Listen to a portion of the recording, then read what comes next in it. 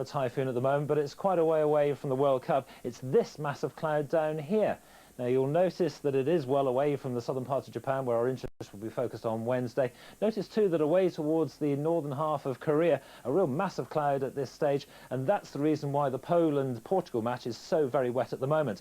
Now, it's the combination of the low to the north and this typhoon to the south that will eventually run their way up towards the southern part of Japan, but it won't be a typhoon by that stage, thankfully for England. It will just be a very vigorous area of low pressure, a lot of wet weather, and the winds may well gust around about 50 or 60 miles an hour in the southern parts of Japan, but it will not be a typhoon at that stage. It will, however, still be pretty wet, and it will be wet as far ahead as Thursday. You see that the remnants of that storm pass very close indeed to the southern parts of Japan, so it will be a very wet match, not only for the English on Wednesday, but also for the Irish on Tuesday, I suspect. So, just a good job that we're not over there. Well, Darren, to answer your question, no, not really, because the week ahead in the British Isles will stay very, very unsettled indeed. No signs of summer yet, not even as far ahead as next weekend, dare I venture. Temperatures falling back towards the average. Could well see a little bit of warmth around about Friday time, for a time, but then things turning fresher come the weekend. It's all tied in with areas of low pressure close by the British Isles, little fronts running away towards the southern parts, certainly through the Channel Islands,